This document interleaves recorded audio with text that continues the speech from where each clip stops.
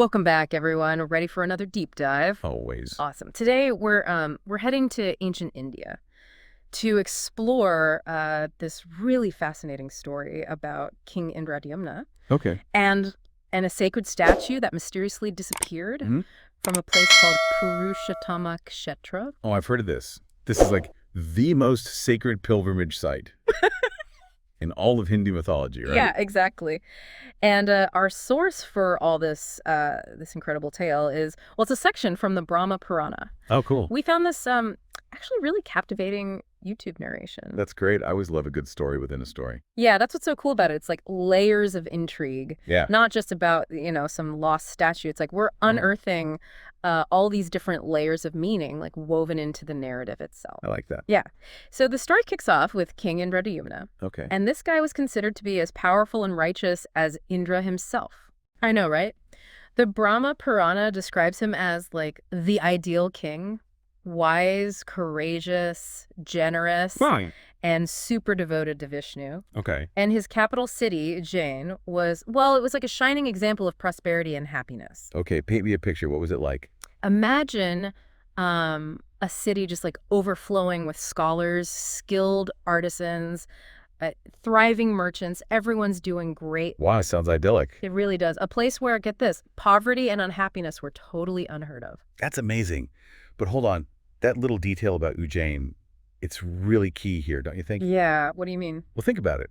The city already had this incredible temple dedicated to Shiva, yet Indradyumna still felt this deep urge to seek out Vishnu elsewhere. I never thought about it like that. It's like it speaks volumes about his devotion, right? Yeah. And the allure of this unknown site, this place that's somehow even more sacred. It's like he already had the divine right there, but something was calling him to go find something more. Huh. So he sets out on this incredible pilgrimage. Wow. Picture a massive procession trailing behind him. Oh. His army, his servants, his wives, people from every walk of life, even merchants hoping to like set up shop along the way. Wow. It's like a whole city on the move. Right. Yeah. It's a powerful image, you know? Oh, totally. It shows just how grand this quest was. Yeah. And how much it resonated with people. Yeah. It wasn't just one man's journey. No. It was like this collective yearning to connect with, the divine. I love that. So this journey finally leads him to the shores of the Southern Sea Okay. at a place called Purushottama Kshetra. All right. But here's where things get really interesting. Okay. If this site was already, sacred to Vishnu, why did Indra have to install a new statue Oh, that's a good question. of Krishna, Balarama, and Subhadra? Yeah. I mean, shouldn't there have already been a statue of Vishnu there? It's such an important place. Right. That question, it takes us deeper into the story, actually. Okay. So the narrative kind of shifts to Brahma telling this whole thing to other sages. Okay. And he shares this conversation between Lakshmi and Vishnu. Oh, interesting. Yeah. And Lakshmi being, super compassionate. Yeah. She's worried about humanity. Oh, I see. How we're all trapped in this cycle of desire and suffering. Yeah. It's like she's advocating for us, right? Totally. Pointing out our struggles to Vishnu. Exactly. Okay, so what does Vishnu say? So Vishnu reveals that Purushottama Kshetra, it has immense power. Okay. He calls it the most sacred pilgrimage site, a place that can actually grant you liberation from that cycle of suffering. Wow. But here's the catch. Okay. It's hidden from most beings. Really? Why keep such a powerful place hidden? What's the point? That's where the story within a story unfolds. Okay. See, we learn about this incredible banyan tree that used to mark Purushottama Kshetra. And I'm not talking about just any tree. Oh. This tree was so sacred that even the sin of killing a Brahmin, like one of the worst things you could do in Hinduism, Yeah. could be completely forgiven just by being near it. No way. Just by being near it. Yeah. Can you imagine the spiritual energy? Oh, wow. This tree must have radiated. It sounds like this, like a natural purifier or something. Totally. Emanating forgiveness and a path to liberation. So what happened to it? Well, near this incredible tree was a magnificent palace. Okay. Inside, a special statue of Vishnu. Oh, okay. This wasn't just any Vishnu statue, though. It was said to be so powerful that simply gazing at it with devotion could grant you instant liberation from the cycle of rebirth. Wow. That is some serious power. It Yeah. can't be that easy, though. Right. You're right. There's a catch. And that's where Yama, the god of death, comes in Oh. with a complaint for Vishnu. Oh, this is where things get good. Right. So Yama argues that people are achieving liberation way too easily. At Purushottama Kshetra. Yeah, just by looking at this statue. Wow. And it's messing up the whole, natural order of death and rebirth. It's like he's saying, hey, everyone's cutting in line to enlightenment, and it's messing up my whole system. Exactly. What happens when the rules of, life and death get disrupted like that? That's the question. Mm-hmm. And Yama doesn't just barge in with a demand. Yeah. He delivers this beautiful hymn. A hymn? Yeah, praising Vishnu's many forms and qualities. Oh, wow. It shows a deep respect for Vishnu's power. It's this respectful appeal, from one deity to another. I see. So even Yama recognizes the need for balance. Precisely. Even the god of death. Wow, okay. So what does Vishnu do? Well, Vishnu, in his infinite wisdom, comes up with a solution. He buries the statue in the sand. What? Yeah, hides it from everyone.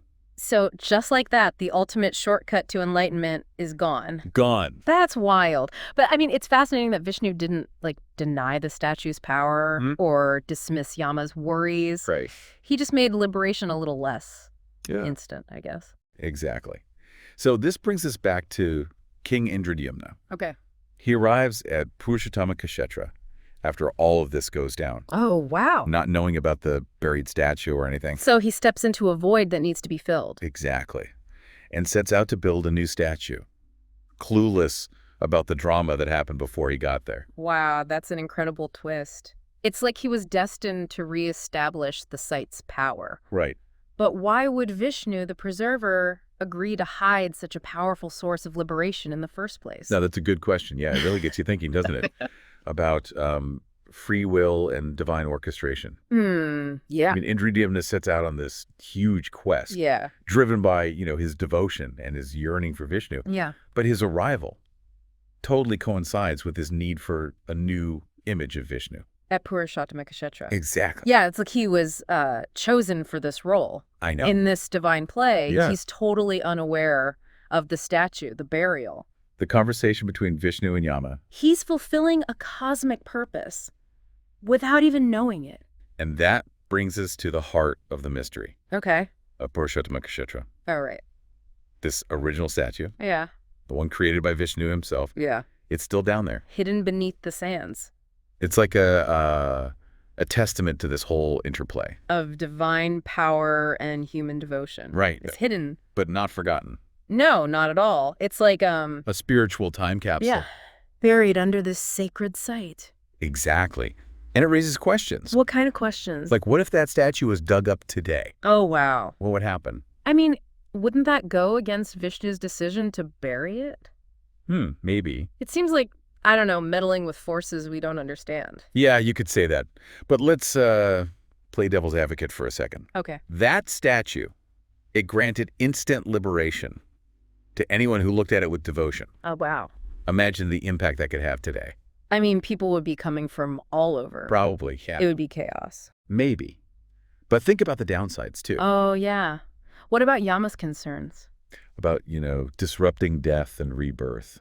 If everyone could just get liberated by, looking at a statue, Yeah. it would create this spiritual imbalance. Exactly. What happens to the idea of earning enlightenment? Right. Through, actions and intentions. Yes. It could lead to, a sense of entitlement. Totally.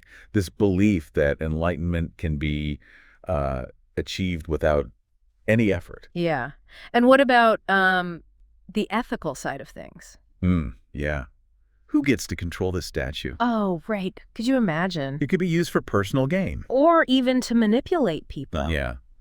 This story, it's not just a myth. No. It reflects humanity's search for meaning, our connection to something bigger than ourselves. Yeah, totally. And it also reminds us that even in the divine realm, There's this balance. between power Accessibility. and responsibility. The original statue offered a shortcut to liberation, while the pilgrimage, that was about devotion and effort. They both led to the same place. But the journey was different. That's an interesting point. It's like there are multiple paths to enlightenment. Yeah. You can take the shortcut. That is the scenic route. Both have their own beauty and their own lessons. Exactly. It's about the intention, the devotion, and understanding that the journey is transformative. Yeah, that makes sense. So how does all this apply to us? I mean, we don't have a magical tree. Or a hidden statue. Right, exactly. But we do have the power to, choose our own paths, to seek out those things that connect us to something greater. What's your Purushottam Kshetra?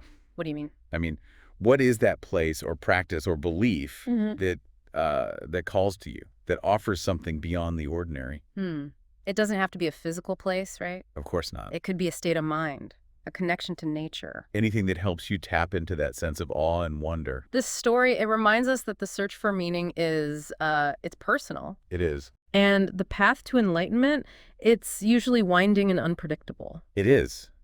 But the journey's worth it. Even if we don't find that buried statue along the way. Exactly. And who knows? Maybe the act of searching, of striving, of opening ourselves up to the unknown, maybe that's what leads us to liberation.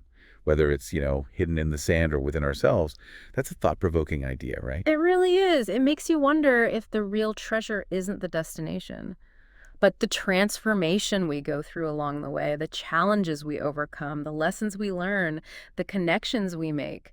Maybe those are the true signs of enlightenment. Makes you think about our own lives, huh? It really does. We all have our own, journeys, our own quests for, I don't know, something more. Right. Maybe it's a career goal. Or a creative pursuit. Deeper understanding of ourselves, or just a longing for something meaningful. What's interesting is how this story with King Indra, it highlights different approaches to this. You've got the original statue offering this instant connection to the divine, immediate liberation. Yeah. Then you had the pilgrimage itself, the dedication, the effort that Indra and so many others took on to reach Purushottam Kshetra. Two paths. Leading to the same destination. But totally different journeys. Is one better than the other? That's a great question. Or is there, I don't know, value in both? In the shortcut and the scenic route. Yeah. It's almost like the universe is saying, hey, there are lots of ways to connect with something bigger. You can stumble upon enlightenment. Yeah. Or you can, really work for it. Dedicate yourself to seeking it out. It's all about intention. The awareness you bring and understanding the journey, it changes you. So what can we learn from this? Well, we don't have that magical tree or a statue waiting for us.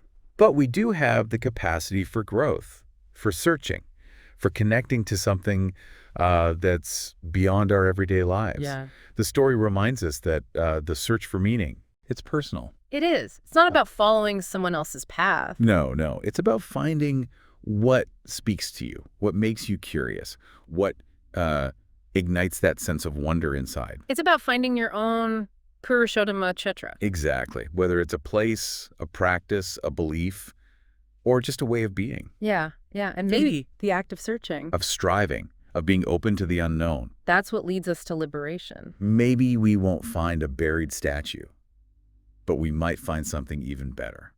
Like what? A deeper understanding of ourselves and where we fit in the grand scheme of things. That's a really nice thought. It is. Well, thanks for diving deep with us today. We hope you enjoyed exploring this story with us. Yes, a good one. And that it inspired you to maybe embark on your own journey of discovery.